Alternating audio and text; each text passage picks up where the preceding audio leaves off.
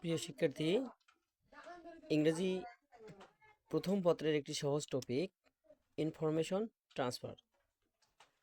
তো এটা শেখার জন্য আমরা প্রথমে যা জানবো যে হু অথবা হোয়াট এই বক্সে আমরা সাবজেক্ট বা অবজেক্ট ব্যবহার করব। সাবজেক্টটা কি? এটা প্রথমে বসে, আর এটা সাধারণত নাউন বা প্রোনাউন হয়। আর অবজেক্টটা কি? অবজেক্টটা হচ্ছে যে মূল ভার্বের পরে বসে। এরপর একটা জানতে হবে ইভেন্ট অথবা অ্যাক্টিভিটি। তো এই বক্সে আমরা ভার্ব ব্যবহার করব, আর ভার্ব সাধারণত কোথায় বসে? সাবজেক্টের পরে বসে। এরপরে আরেকটা হচ্ছে প্লেস, কান্ট্রি অথবা হোয়ার। তো এই বক্সে আমরা স্থান বা জায়গার নাম লিখব।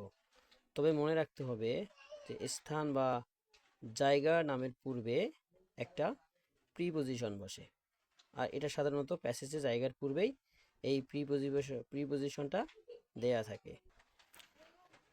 এরপরে আমরা টাইম, ইয়ার অথবা হোয়েন যদি পাই, তো এই বক্সে আমরা সময় লিখব। তবে সময়ের পূর্বে যে প্রিপজিশন থাকে তা সহ সময় লিখতে হবে।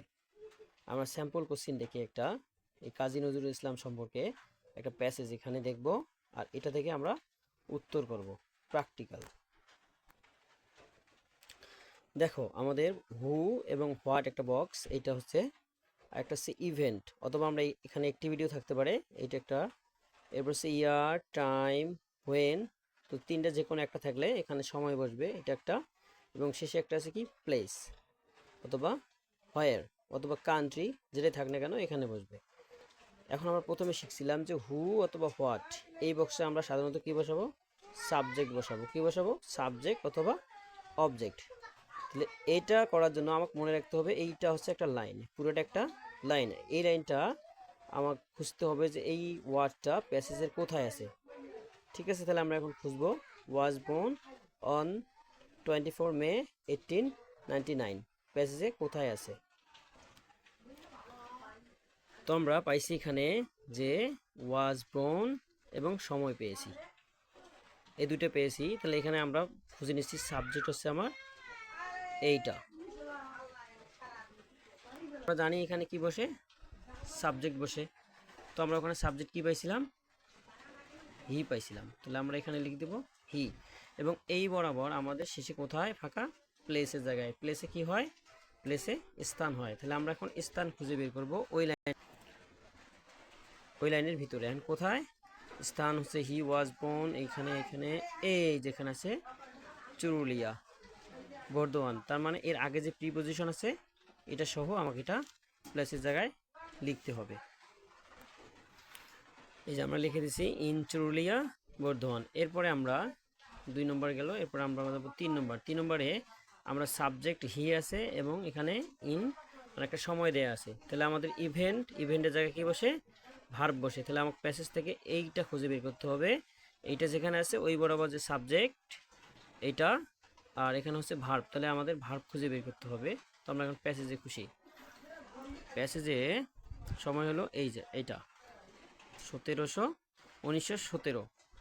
তাহলে এটা যেহেতু আমাদের ভার্বে ফাঁকা, তো এটা হচ্ছে সাবজেক্ট। কোথায়? সাবজেক্ট হচ্ছে হি।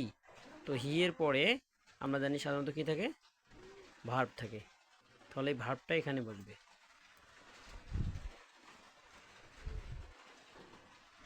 জয়েন।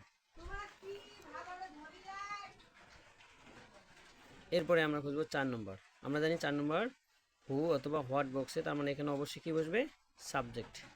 তাহলে তার আগে আমরা খুঁজতে হবে ডিড কোথায় আছে। প্যাসেজে ডিড কোথায়? শেষে থাকে এটা সাধারণত। তো এই যে ডিড পাইছি, তাহলে ডিডে কে? কাজী নজরুল ইসলাম, সাবজেক্ট। তাহলে আমরা এখানে সাবজেক্ট কাজী নজরুল ইসলাম বসাই। এরপরে আমাদের লাস্ট প্রশ্ন আছে 5 নম্বর, এটা হচ্ছে সময়ে। তাহলে আমরা এই ডিড এই লাইনেই পাবো সময়। তো এই লাইনে আমাদের সময় আছে কত? On 29 August 1976। তাহলে এটা পুরোটা আমরা এখানে লিখে দিব। এখন সর্বশেষ কথা হচ্ছে যে আমরা এই বক্সের ভিতরে যে উত্তরগুলো লিখছি এটা আসলে বক্সে লেখা যাবে না, আমাদের লিখতে হবে যে এই যে এক নম্বরটা এখানে আমরা লিখব প্রথমে, 1 নম্বর অ্যান্সার, শুধু উত্তরটুকু এখানে আমরা লিখব হি। এভাবে আমি প্রত্যেকটা বক্সে যেগুলো বসাইছিলাম সবগুলো এখানে লিখে দিছি।